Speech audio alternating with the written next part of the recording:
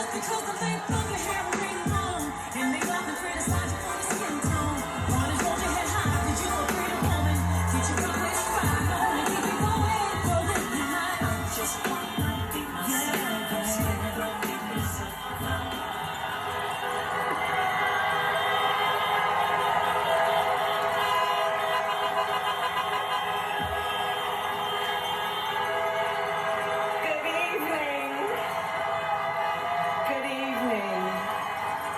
Good evening. Good evening. Thank you. Thank you. Good evening. So, thank you. Good evening. So, Congressman John Lewis, before his passing, wrote, "Democracy is not a state, it is an act." And what he meant was that America's democracy is not guaranteed.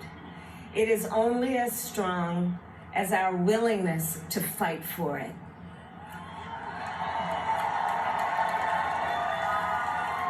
To guard it and never take it for granted. And protecting our democracy takes struggle. It takes sacrifice, but there is joy in it, and there is progress, because we, the people, have the power to build a better future.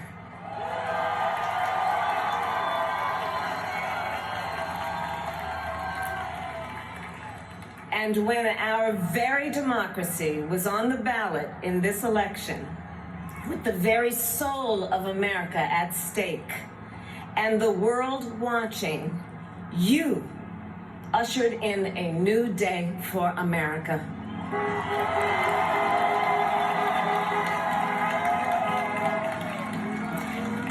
To our campaign staff and volunteers, this extraordinary team, thank you for bringing more people than ever before into the democratic process. And for making this victory possible.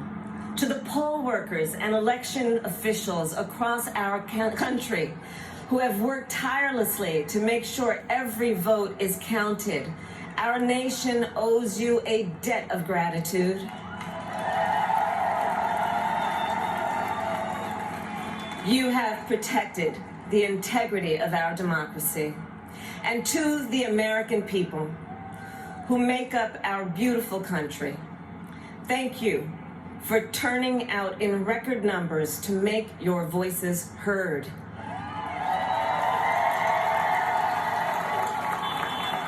And I know times have been challenging, especially the last several months.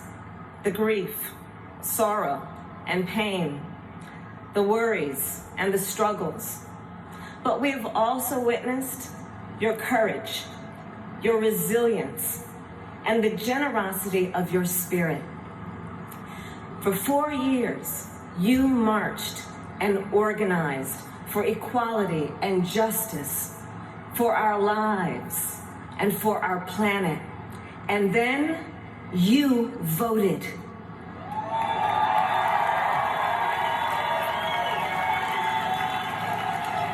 And you delivered a clear message. You chose hope and unity, decency, science, and yes, truth.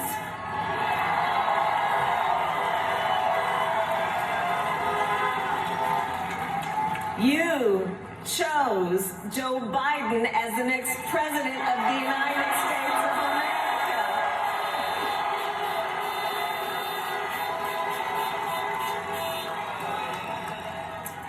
And Joe is a healer, a uniter, a tested and steady hand, a person whose own experience of loss gives him a sense of purpose that will help us as a nation reclaim our own sense of purpose.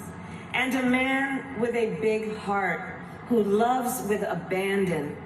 It's his love for Jill who will be an incredible First Lady.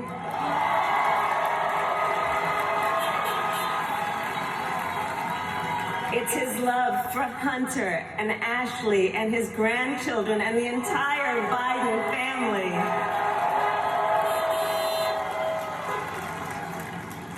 And while I first knew Joe as vice president, I really got to know him as the father who loved Bo, my dear friend who we remember here today. And to my husband, Doug,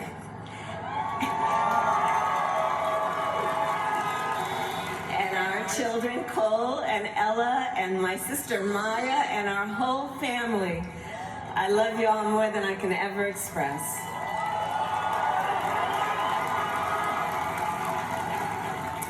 We are so grateful to Joe and Jill for welcoming our family into theirs on this incredible journey. And to the woman most responsible for my presence here today, my mother, Kamala Harris, who is always in our hearts. When she came here from India at the age of 19, she maybe didn't quite imagine this moment, but she believed so deeply in America where a moment like this is possible. And so I am thinking about her and about the generations of women, Black women,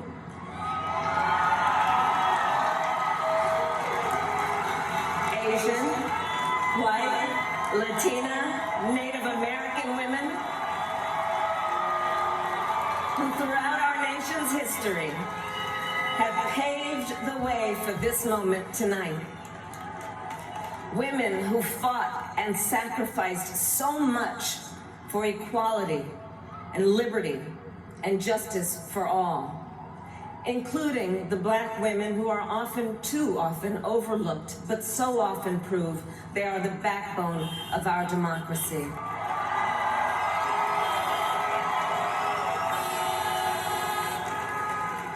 All the women who have worked to secure and protect the right to vote for over a century, 100 years ago with the 19th Amendment, 55 years ago with the Voting Rights Act, and now in 2020 with a new generation of women in our country who cast their ballots and continued the fight for their fundamental right to vote and be heard.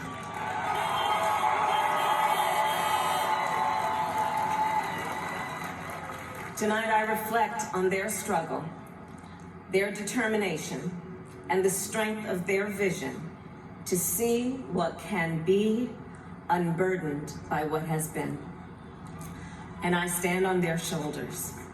And what a testament it is to Joe's character that he had the audacity to break one of the most substantial barriers that exists in our country and select a woman as his vice president.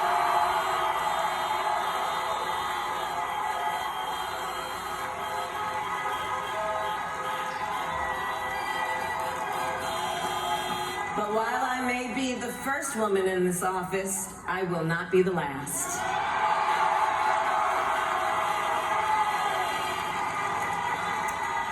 Because every little girl watching tonight sees that this is a country of possibilities.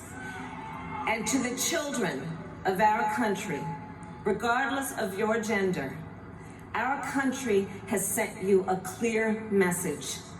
Dream with ambition, lead with conviction, and see yourselves in a way that others may not, simply because they've never seen it before.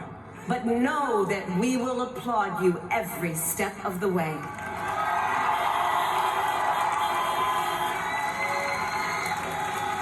And to the American people, no matter who you voted for, I will strive to be a vice president, like Joe was to President Obama, loyal, honest, and prepared, waking up every day, thinking of you and your family.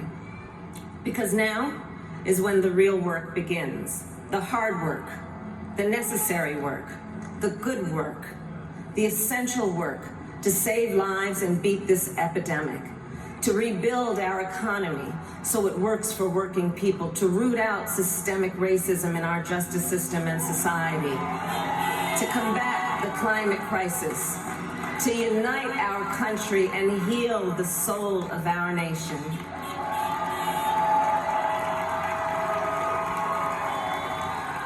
And the road ahead will not be easy, but America is ready. And so are Joe and I.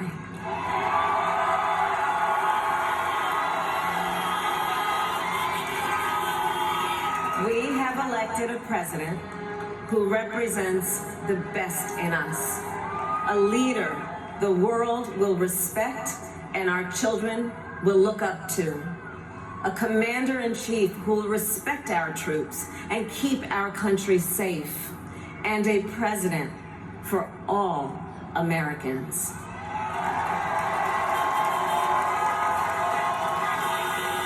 And it is now my great honor to introduce the President-elect of the United